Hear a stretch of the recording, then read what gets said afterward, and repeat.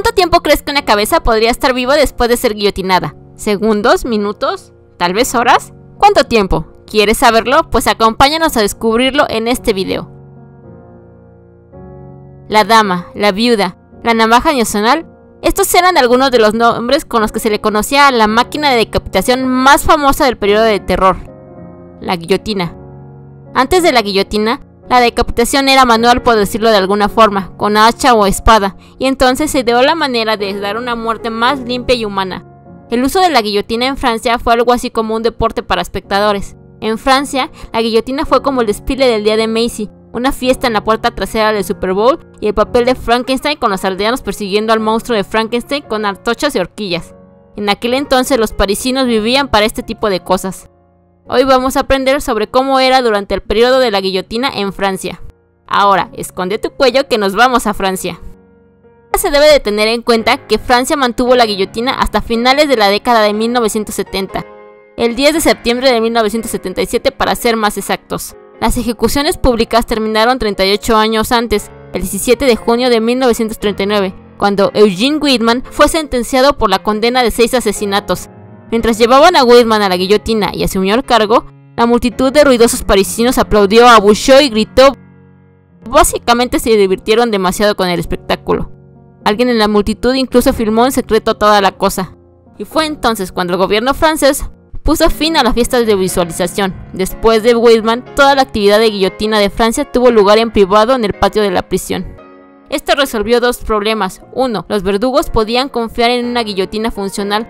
Con cada uso, los empleados penitenciarios franceses tenían que construir y derribar su guillotina, como carnavales con exceso de trabajo en la feria del condado. Debido a esto, no era raro que la guillotina funcionara mal de vez en cuando. No fue inaudito para un disparador romperse o una hoja no alineada que produjese un corte descuidado. De esta forma se podría mantener permanentemente una guillotina calibrada, haciendo que el acto sea un poco más predecible y mucho más eficiente. El otro problema que resolvió fue que la multitud se estaba volviendo loca en las calles. Los bares locales se llenaban de espectadores prejuego para la decapitación. Propietarios de edificios con vistas a la acción vendían asientos de ventana a aquellos que querían estar en primera fila para la vista del procedimiento. Los niños se colgaban de las ramas de los árboles cercanos con la esperanza de echar un vistazo. El gobierno francés, junto a los empleados de la prisión, se dieron cuenta de que la guillotina se había vuelto oficialmente un dolor mucho más grande de cabeza. Sí, literalmente, de lo que alguna vez estimaron. ¿Cómo se enteraba el público? Se colocaban avisos por toda la ciudad anunciando la hora y el lugar. A veces la prisión daba su versión de una prensa comunicando al periódico local con la información de la programación, y a veces los tiempos de estas no eran anunciados, y las multitudes se reunían alrededor de los empleados de la prisión que armaban una guillotina en medio de una carretera. A finales de la década de 1930, los fanáticos de la guillotina ganaron una reputación violenta, al igual que los hooligans del fútbol. El personal de la prisión se vería obligado a montar su guillotina en medio de la noche, luego el papeleo temprano por la mañana con la esperanza de evitar multitudes sedientas de sangre. Pero nunca funcionó, la guillotina siempre atrajo una gran multitud.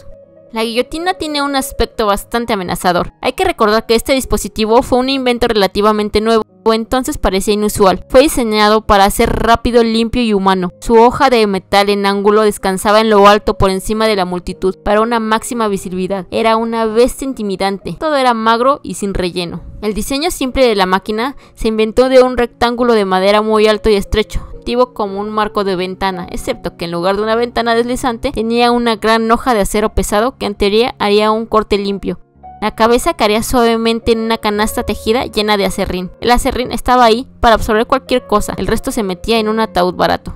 La eficiencia fue casi tan aterradora como el mecanismo en sí. Una de las primeras cosas que se veía era una procesión de carros de madera desvancijados, arrastrando a los presos a la guillotina. Durante la Revolución Francesa, la guillotina fue tan refinada, podían atender hasta 14 personas cada 13 minutos. Estos carros siempre estaban ocupados. Con el paso del tiempo, la eficiencia de la guillotina mejoró, principalmente debido a los esfuerzos de Charles-Henri Sanson, el verdugo real de Francia durante el reinado de Luis XVI, quien probó personalmente la guillotina en animales y cadáveres. Sanson había probado la guillotina por primera vez en público sobre Nicolas Jacques Pelletier. La precisión con la que la cabeza de Pelletier se había separado de su antiguo yo agradó a Sanson, con lo que el uso de la guillotina se extendió. Finalmente, la vista de observar a los soldados franceses llamados gendarmes llevar estos carros por la ciudad llenos con los criminales sentenciados fue una señal de que la guillotina continuaría. Un testigo dijo: los mismos carros que se utilizan en París para transportar madera, se les colocaron tablas a través de ellos para los asientos, y en el tablero se sentaban 2 y a veces 3 víctimas. Sus manos estaban atadas a la espalda y las constantes sacudidas del carro les hizo mover la cabeza de arriba a abajo para gran diversión de los espectadores. Las multitudes que se reunieron alrededor de la guillotina no siempre fueron ruidosas, todo lo contrario, era común ver grupos de mujeres asistentes para tejer y conversar reunidos alrededor de la guillotina, llamadas tricoteos. Estas mujeres eran inicialmente reunidas para los debates del gobierno local, pero los funcionarios finalmente prohibieron a las mujeres de las asambleas públicas, por lo que se volvieron a las guillotinas por el factor del entretenimiento. Incluso elaboraron pequeños artículos en honor a los eventos del día, incluyendo gorras frigias. A pesar de sus orígenes domésticos, las mujeres se asociaban con la sed de sangre e ira. Los tricoteos supuestamente desarrollaron una reputación de violencia y odio. El verdugo fue siempre la estrella del espectáculo. Era el tipo en el que se concentraban los espectadores, ya sea que lo vean como un héroe o villano. Sabían que el verdugo estaba a cargo, él era la base estrella. La guillotina ofreció un enfoque figurado de no intervención de la pena capital. Los verdugos ni siquiera se sentían particularmente culpables por acabar con la vida de una persona. Los verdugos se centraban en la máquina en lugar de lo que la máquina le estaba haciendo a un ser humano. ¿Qué te parece eso de la humanidad? Curiosamente, los parisinos pensaron que la velocidad de ejecución a través de la guillotina eliminó algunos de los aspectos religiosos y sociales de conexiones entre muerte y ejecución, atenuando el aspecto emocional del espectáculo. El público inicialmente criticó a la guillotina por ser demasiado fácil y clínico. Durante el uso de la guillotina, según los informes, multitudes gritaron: "Devuélveme mi horca de madera". No siempre, pero a veces, dependiendo sobre cuántos condenados había en la agenda del día, una persona que estaba a punto de tomar la hoja en ángulo de la guillotina tuvo la oportunidad de decir sus últimas palabras. Muchas víctimas de la guillotina, pero no todas, sus últimas palabras fueron grabadas para posteridad. Antes de su ejecución, en 1793, el rey Luis XVI dio un discurso a la multitud diciéndoles: "Muero inocente de todos los crímenes atribuidos a mi cargo. Perdono a los que me han ocasionado la muerte y rezo a Dios que la sangre que vais a derramar nunca caiga sobre Francia". Los funcionarios esperaban que los condenados siguieran siendo incondicionales frente a la muerte, pero no todos cumplieron con esto. La amante de Luis XVI, Madame du Barry, suplicó a la multitud y tal vez a su verdugo para darle un momento más. María Antonieta, según algunos relatos, pronunció sus últimas palabras como disculpa a su verdugo por haberle pisado el pie. Mientras que la invención de la guillotina era supuestamente más humano y menos sangriento que otros métodos, las multitudes aún asistían esperando ver sangre. No todos eran llamativos, pero había algunos verdugos a los que realmente les gustaba alimentarse con la necesidad de sangre de la multitud. Esos verdugos en particular a menudo sostenían triunfalmente la cabeza del recién decapitado para que las masas lo vieran. Cuando Charlotte Corday murió por la guillotina en 1793, el verdugo levantó la cabeza y le dio una bofetada en las mejillas, supuestamente haciendo que su rostro se sonrojara debido a la indignación.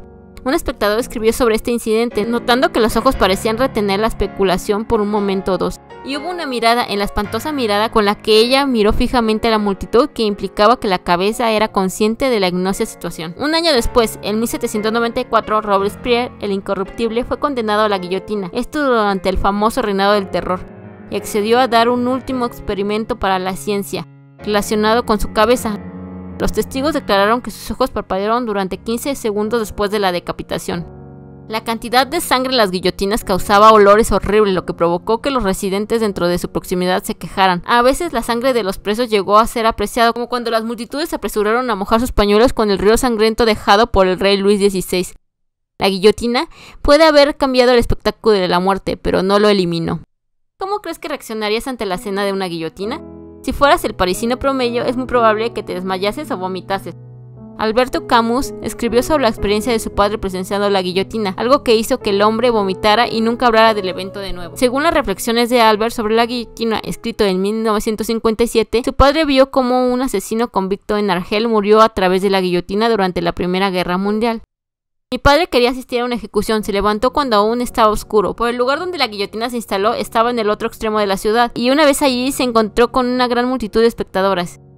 Nunca nos dijo lo que vio esa mañana. Mi madre solo pudo confirmar que se apresuró salvajemente en la casa, se negó a hablar, se tiró sobre la cama y de repente empezó a vomitar. Entonces, ¿qué piensas? ¿Fue la guillotina humana?